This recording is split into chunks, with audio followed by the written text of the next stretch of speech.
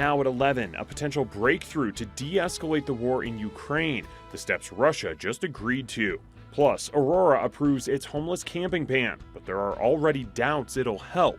And we have new details about repairs to Empower Field after last week's fire, and CEO Joe Ellis races the possibility of a new stadium coming with the Broncos' new owners. But we begin with a live look over the Mile High City. A big change from yesterday to today, and even more changes are on the way. It's already cloudy and cooler, rain in some spots, but more rain and even snow is on the way.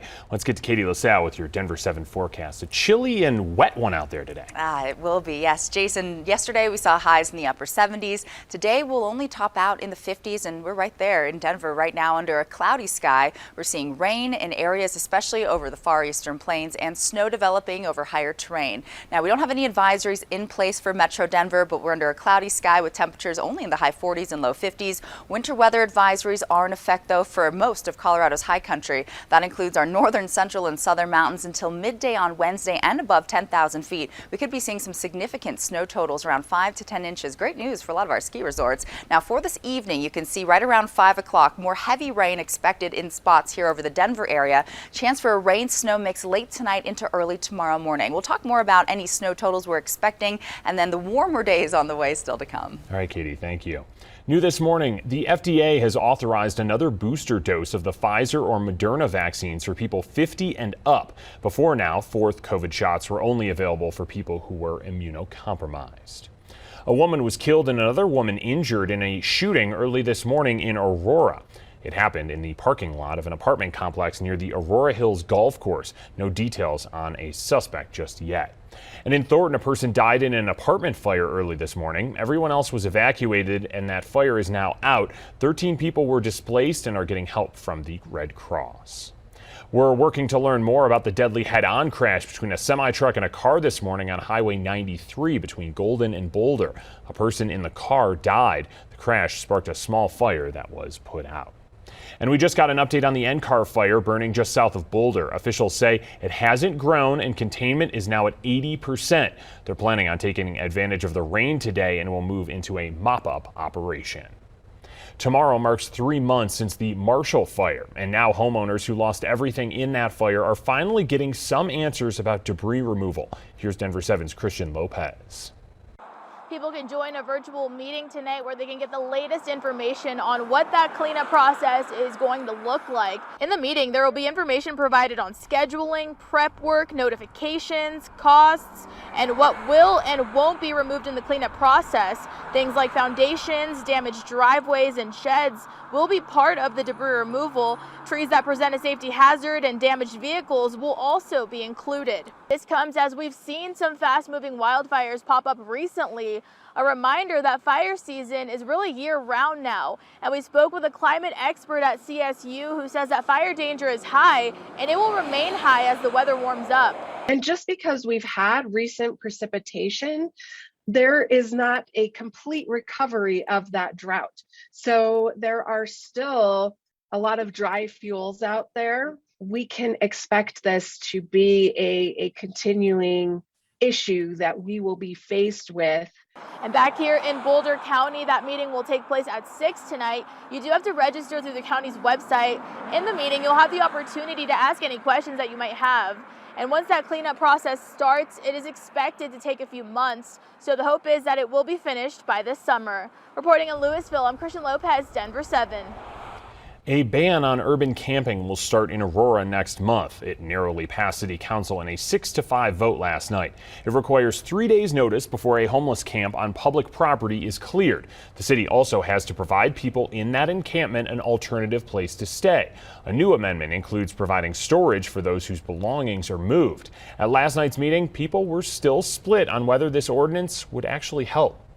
We need more shelters. We don't have nearly enough. I think that if they're contributing to helping these people find somewhere to go, then, you know, it is a good thing.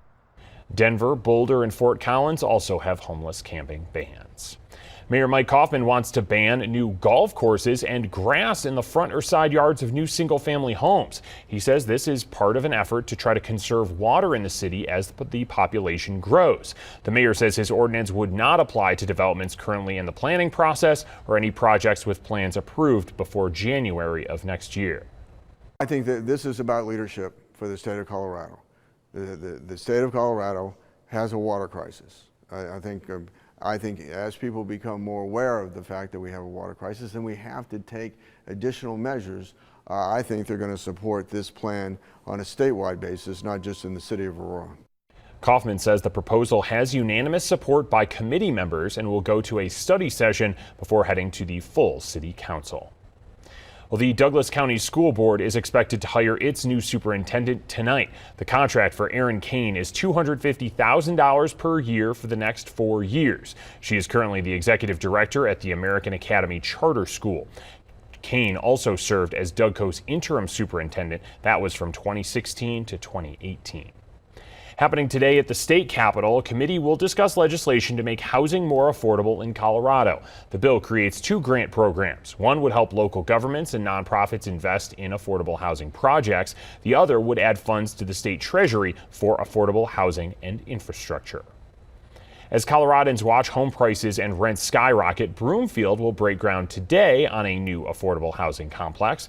The Crossed Winds at Arista is being built near the First Bank Center. Developers say the project will have nearly 160 apartments next to public transportation. So we're really excited about this project at Arista, primarily because it's very hard for us to come in after a community has taken shape and then come in and offer deed restricted apartment homes that will offer affordability across the income spectrum to the neighborhood. Now the project is scheduled to open in 2024 because of supply chain delays in getting materials to build it. We move now to the war in Ukraine. The Ukrainian government says its troops have retaken key territories as the Russians say they'll pull back from the capital to build trust in peace talks. Also this morning, there are shocking claims of negotiators at earlier meetings possibly being poisoned.